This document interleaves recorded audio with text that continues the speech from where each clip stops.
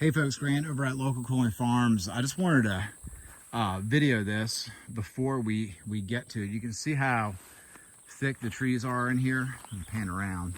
You see you can't even walk through this section. Well, we've got, as thick as all this stuff is, we've got like 2 acres of this back up in this last section of the farm, our corner. And we opened it up a little bit. And we got some grass growing in here, but we got a lot of work to do in with this area. We got to open all this up because and this is what a lot of folks who buy land may be dealing with. So you see all these pine needles in here. I mean, this is fun. You can have like a little clubhouse in here, play war, do whatever you're gonna do, but look at all that. That's all covering up the sunlight.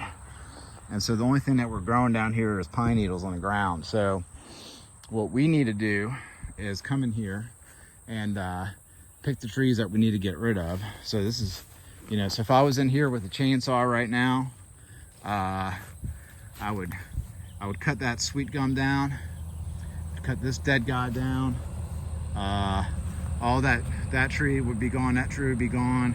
Those 2 sister trees, I'd get rid of that skinny one. And then I'd come in here and cut up all these lower limbs as far as I could reach with the pole saw.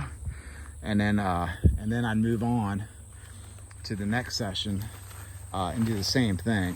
I don't want to drop too many trees at one time because, to a nail, everything is a hammer.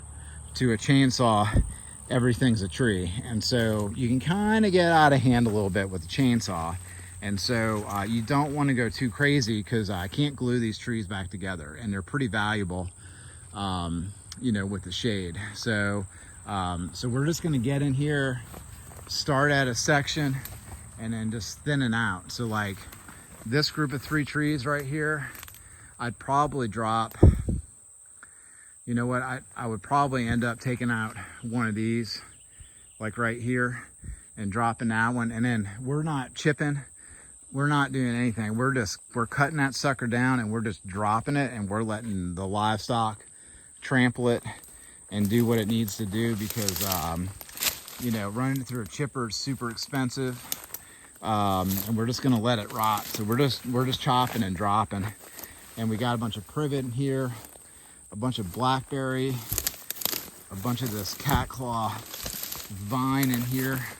And so, so you can see how we made our subdivision. So we've got our rebar post, and we cut a laneway through here to do that. And so we did do this work. You can just, we just pushed all that stuff off, and sorry, I dropped the camera, pushed all that stuff off and dropped that. We're going to have to clear that. We've got vines growing on the rebar now.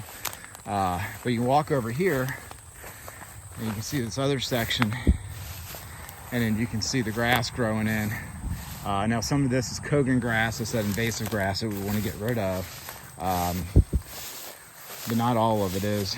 And so all of that needs to look like this, with the trees sparsed out like in that other paddock. So that's what we're doing. And we got to run a water line across that fence and then up here so we can have our water trough right here, because we got that subdivision. So we broke this section down into 3. 1, 2, 3. So we can do 1 to 2 days here, 1 to 2 days here, 1 to 2 days here, have the drinker right here by the corner post. And then that way we're not moving any water around. We're just coming over here and opening up a single strand line and calling them. So that's what we're doing back here. Yeah, this area is coming along.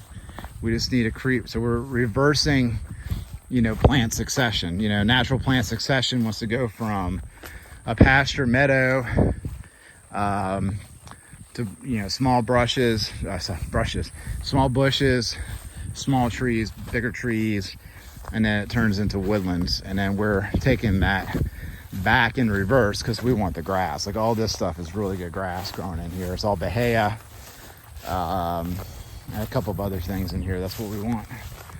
So it's looking good. Let's getting there. One day at a time, one paddock at a time, one move at a time. We're making it happen. Y'all have a good one.